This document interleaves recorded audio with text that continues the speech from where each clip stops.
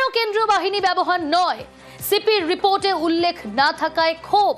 অর্ধেক রিপোর্ট বলে ক্ষোভ, ফের রিপোর্ট তলব। আপনারা জানেন এই ঘটনার পর রিপোর্ট তলব করা হয়েছিল কমিশনের তরফ থেকে, এবং যে রিপোর্ট দেওয়া হয়েছে রাজ্যের তরফ থেকে তাতে খুশি নয় কমিশন। অর্ধেক রিপোর্ট বলে ক্ষোভ, ফের রিপোর্ট তলব। শনিবার ব্রিগেডে মোদীর সভার আগে গিরিশ পার্কে ধুন্ধুমার। কলকাতার সিপির কাছে ফের রিপোর্ট চাইল কমিশন। প্রধানমন্ত্রীর সভা থাকলেও কেন ইন্টেলিজেন্স ফেল, গাফিলতিতে ব্যবস্থা নেওয়া হয়েছে কিনা জানাতে নির্দেশ। বিস্তারিত রিপোর্ট জমার নির্দেশ কমিশনের।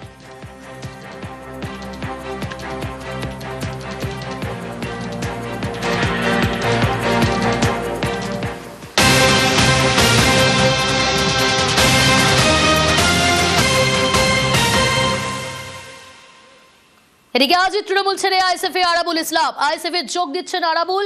যেমনটা জানা যাচ্ছে যে আজই তৃণমূল কংগ্রেস ছেড়ে আইএসএফে আরাবুল ইসলাম।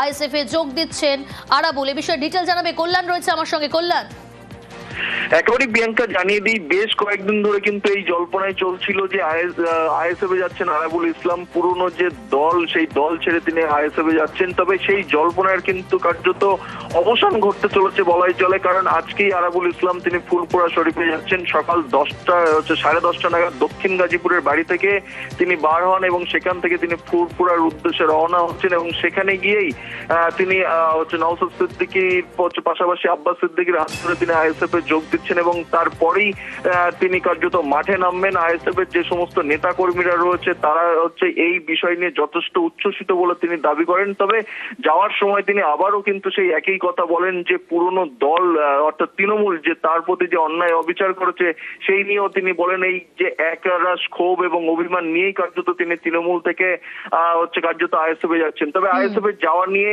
এলাকার যে সমস্ত সাধারণ আইএসএফ কর্মী থেকে শুরু করে নেতৃত্ব রয়েছে তারা যথেষ্ট আনন্দিত। কারণ হিসাবে তিনি বলছেন যে আইএসএফ এর যে সমস্ত নেতৃত্ব রয়েছে এলাকায়, যে ভাঙড় বিধানসভা, সেই ভাঙড় বিধানসভাতে আরাবুল ইসলাম যদি তাদের সামনে থাকে তাহলে আরো তারা শক্তিশালী হবে বলেই কিন্তু দাবি করছে। আরাবুল ইসলামের পাশাপাশি কয়েক হাজার কিন্তু তৃণমূল কর্মী সমর্থক যারা এখনো পর্যন্ত তৃণমূলের রয়েছে, যখনই আরাবুল ইসলাম কনভার্ট হবে আইএসএফ এ তার পরপরই কিন্তু এই সমস্ত তৃণমূল কর্মীরাও কিন্তু ধীরে ধীরে তারা আইএসএফ এ চলে যাবে বলে তিনি দাবি করছেন। তবে সামনেই বিধানসভা ভোট, সেই ভোটে জল্পনা ছিল, সেই জল্পনার অবসান, তৃণমূল ছেড়ে আজ আইএসএফ এ যোগ দিচ্ছেন আরাবুল ইসলাম। বেশ, যে দলটা দীর্ঘদিন ধরে দলের ঝান্ডা মাথায় নিয়ে দলটা করে এসেছি, দল আমাকে গুরুত্ব দেয়নি, দল আমার সাথে ভালো ব্যবহার করেনি, সেই কারণে অনেক গল্প আছে বলার, আমি পরে বলবো। আজকে আমি একটা নতুন দলে জয়েন করতে যাচ্ছি আইএসএফ এর নেতৃত্বে।